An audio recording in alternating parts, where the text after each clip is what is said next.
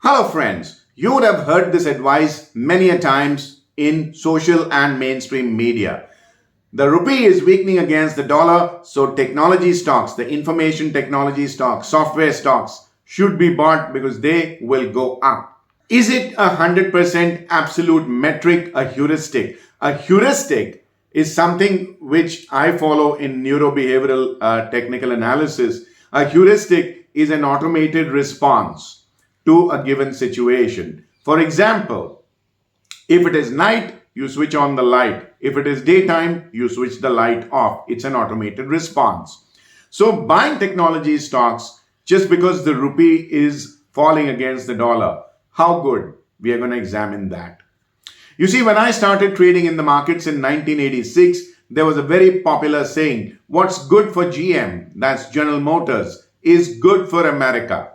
In a year that General Motors declared supernormal profits, its stock would go up, the American stock market would boom because General Motors was quite simply the biggest automobile manufacturer out there in the world. And it generated a lot of employment, it paid a lot of taxes, so it was perceived that the American economy would be doing very well. Now, do you hear the same talk about the General Motors stock outlook and extrapolate it with the entire stock market? No, because things have changed. Technology stocks have taken over, hardware and software. You have biotech.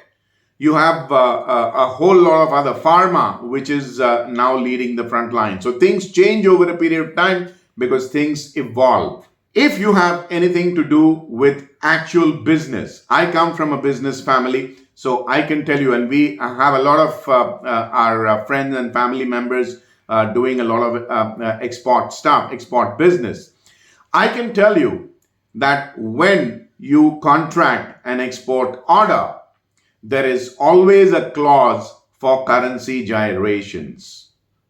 Okay, so if you were to contract a clause for exporting, say, 100,000 t-shirts of this category, and the dollar is at 70 versus the rupee, by the time you export this stuff, these t-shirts, and the dollar, if for any reason, has gone to 80 rupees, you would perceive to make a windfall gain of 10 rupees per dollar, and you're going to get paid in dollars. So you could be rubbing your hands in glee and saying, okay, I'm going to make supernormal profits. The dollar is appreciated approximately 15% against the rupee. So my export order is going to give me 15% increased profits. Hey, it's not all that simple. There is a renegotiation clause based on currency fluctuations. The buyers have become smart. In addition to a whole lot of other caveats and conditions, currency fluctuation and leading to renegotiation is built into those contracts. Now, just to prove my point, I'm going to share 3 charts with you. On your screen now is the chart of TCS, Tata Consultancy Services. Look at the way the price has declined. I will not bore you with the extent of the decline in rupees or percentage. Now you're seeing Infosys, similar sharp decline. And the third chart on your screen right now is the USD INR. The USD INR is rising, which means the dollar is rising and the rupee is falling.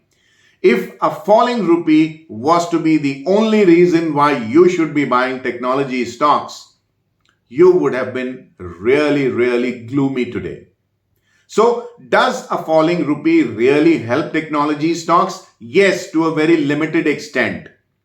Limited extent to the extent where the renegotiation clause does not come in.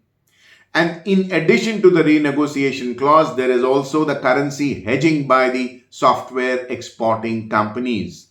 So, if they've hedged the currency from their export remittances, they have very little room for maneuver and profits due to treasury reasons. Treasury is fluctuation in the currency reason, which is why most of the touted and advocated gains in technology stocks due to the currency factor are based on expectations.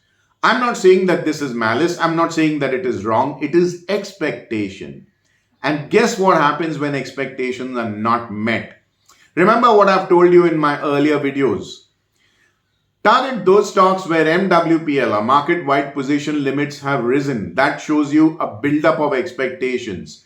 In case those expectations are not met, disappointment sets in and prices fall.